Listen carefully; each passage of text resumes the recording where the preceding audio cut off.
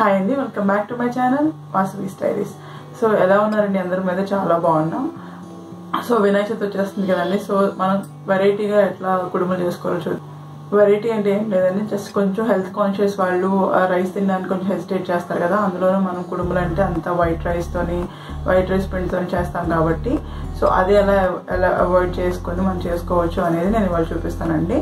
So దీనికోసం నేను జొన్నపిండి తీసుకున్నాను. మీకు ఏ పిండి కావాలంటే రాగి పిండితో కూడా సేమ్ ప్రాసెస్లో చేసుకోవచ్చు, గోధుమ పిండితో కూడా చేసుకోవచ్చు. గోధుమ పిండి అయితే ఇంకా మంచిగా మనకి జస్ట్ తిన్ లేయర్తో వచ్చేస్తాయి. బట్ గోధుమ పిండి అంటే కొంతమంది గ్లూటెన్ ఇంటాలరెన్స్ ఉండొచ్చు కదా. సో మిల్లెట్స్తో చేసుకుంటే చాలా బెటర్. అండ్ హెల్తీగా డైట్తో కావాలనుకుంటే ఈ మిల్లెట్స్తో ఒకసారి ట్రై చేయండి.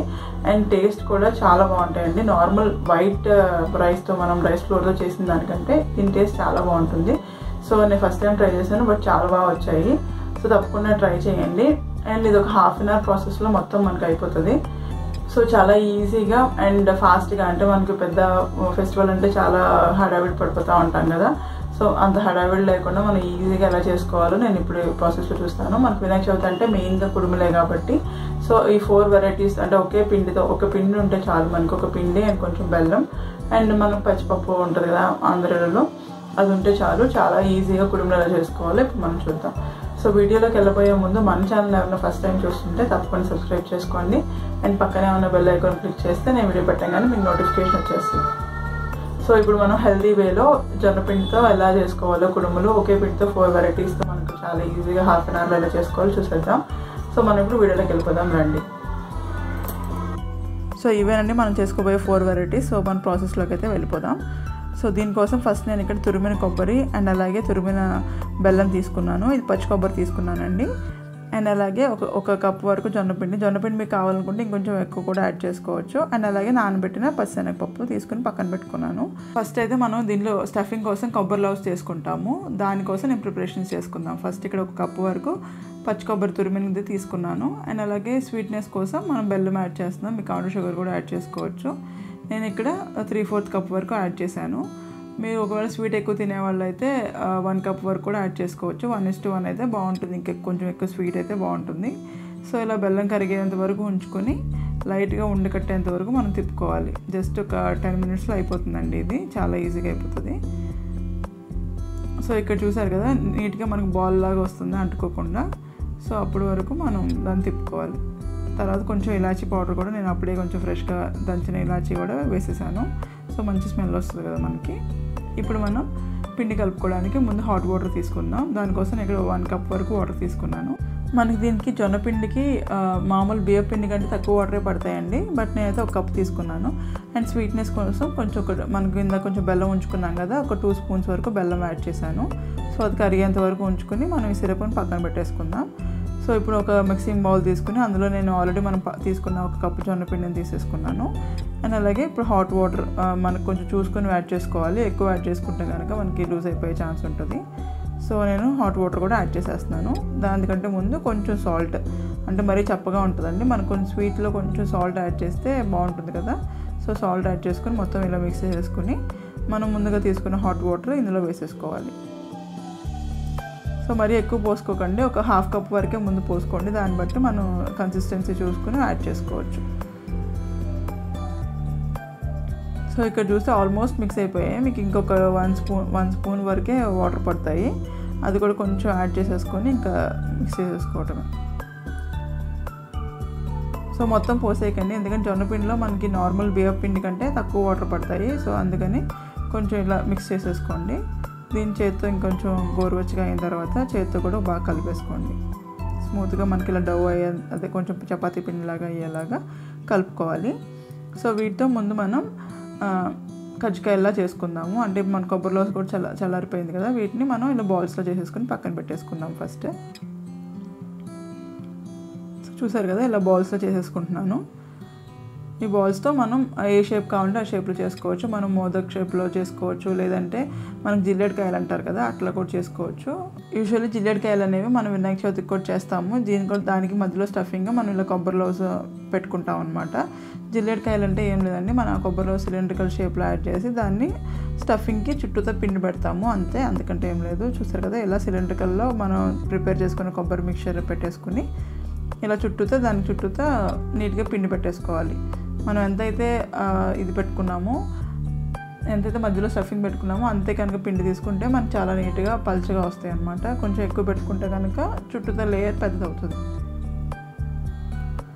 సో చూసారు కదా ఇలా సిలిండ్రికల్ షేప్లో చేసుకోవచ్చు. మనకు కావాలంటే రౌండ్గా కూడా చేసుకోవచ్చు, నేను అట్లా కూడా చూపిస్తాను.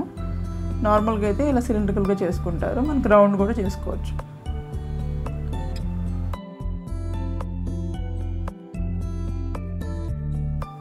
సో ఫస్ట్ రౌండ్ షేప్లో మనం కొబ్బరి లవ్స్ అనేది తీసుకోవాలి. సో మనం ఎంతైతే కొబ్బరి లవ్స్ ఉండని తీసుకుంటామో సేమ్ అంతే కనుక మనం పిండి తీసుకుంటే మనకు పర్ఫెక్ట్గా వస్తుంది. కాబట్టి కొంచెం ఎక్కువ తీసుకోండి, కానీ మరీ ఎక్కువ డబుల్ ద సైజ్ మాత్రం తీసుకోకండి, అప్పుడు మరి చుట్టూతో పిండి ఎక్కువ అయిపోతుంది, మనకు ఆ లోపల ఉన్న టేస్ట్ అంత బాగా తెలియదు. సో ఇక్కడ నీట్గా ఇలా స్మూత్గా చేసేసుకోవడమే. మనకి ఇలా జస్ట్ మనం పరాటాస్ చేసుకుంటాం కదా, అలా పరాటాస్ కానీ బొబ్బట్లు కానీ చేసుకున్నప్పుడు ఎట్లయితే స్టఫ్ చేసుకుంటామో అట్లా స్టఫ్ చేసుకుని పక్కన పెట్టేసుకోవటం. సో చూసారు కదా మనం టూ షేప్స్లో చేసుకున్నాము. ఒకటేమో జిల్లేడుకాయలాగా, ఒకటేమో రౌండ్ బాల్స్ లాగా చేసుకున్నాము. సో ఇప్పుడు వీటిని స్టీమ్ చేసేసుకోవాలి. నేను ఇక్కడ ఇడ్లీ పాత్రలో ఒక గ్లాస్ వాటర్ యాడ్ చేసి కింద బేస్కి ఒక రేకు పెడుతున్నాను, అండ్ ఈ పైన రేకు ఇంకోటి పెడుతున్నాను అనమాట. ఈ పైన రేకు కొంచెం నెయ్యి గ్రీస్ చేశాను. సో వీటిని ఇప్పుడు మనం ఒక్కొక్కడిగా పెట్టేసుకుని జాగ్రత్తగా అటు ఇటు బెండ్ అయిపోతూ ఉంటాయి కాబట్టి బ్యాలెన్స్ చేసుకుని పెట్టుకోండి. సో ఇలా బ్యాలెన్స్ చేసుకుని పెట్టేసుకున్న తర్వాత మనం దీన్ని ఒక 15 మినిట్స్ వరకు స్టీమ్ చేస్తే చాలు, మీడియం ఫ్లేమ్లో. మరి హై ఫ్లేమ్ పెట్టేస్తే పైన ప్లేట్లోకి వాటర్ వచ్చేస్తాయి. సో అది చెక్ చేసుకుని మీడియం ఫ్లేమ్లో ఒక 15 మినిట్స్ వరకు స్టీమ్ చేసుకోవాలి.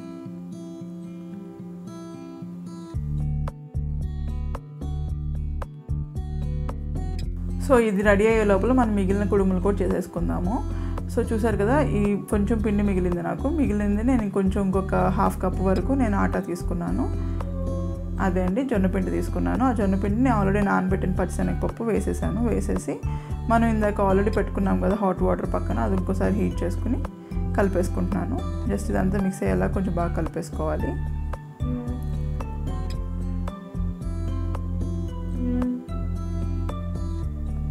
కొంచెం వాటర్ యాడ్ చేసుకోండి, ఒకేసారి ఎక్కువ యాడ్ చేసినా సరే మనకి మరీ లూజ్ అయిపోతుంది.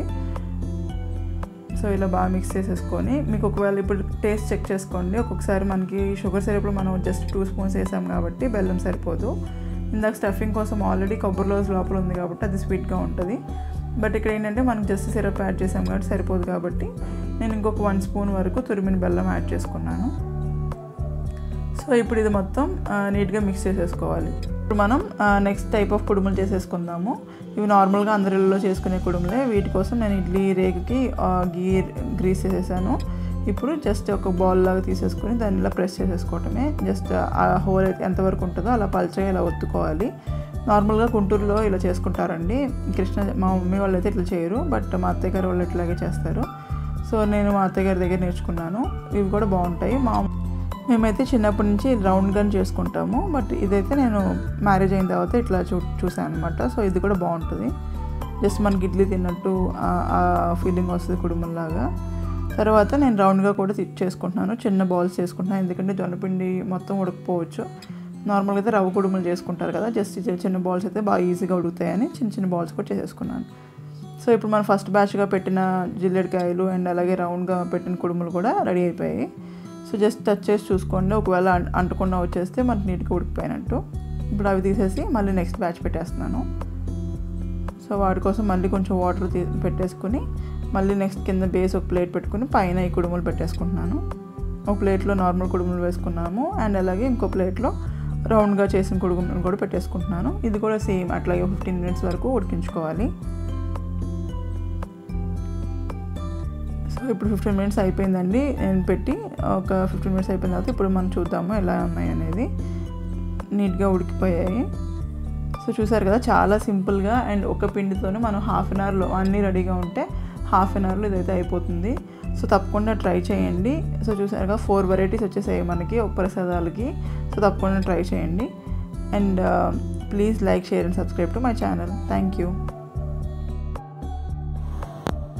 సో కుడుముల ప్రాసెస్ మొత్తం చూస్తారు కదండి. నార్మల్ మన వైట్ రైస్ ఎలా చేసుకుంటామో అలాగే. సో తప్పకుండా ట్రై చేసి అండ్ మీకు ఎలా కుదిరిన కమెంట్ సెక్షన్లో చెప్పండి. అండ్ అలాగే మీకు ఇంకేమన్నా కొత్త రెసిపీస్ కావాలన్నా లేదంటే ఇంకేమన్నా వీడియో ఐడియాస్ ఉన్నా సరే కూడా కొంచెం కామెంట్ సెక్షన్లో చెప్పండి. ఇప్పుడు వరకు సబ్స్క్రైబ్ చేసుకుని నన్ను ఎంకరేజ్ చేస్తున్న వాళ్ళకి చాలా థ్యాంక్స్. అండ్ కొత్తగా సబ్స్క్రైబ్ చేసే వాళ్ళకి సబ్స్క్రైబర్స్ ఉంటే మీకు షౌట్అవుట్స్ కావాలంటే కింద #new subscriber అని చెప్పండి. నేను నెక్స్ట్ వీడియోలో వాళ్ళ పేరు అనేవి షౌట్అవుట్ ఇస్తాను. Thanks for watching.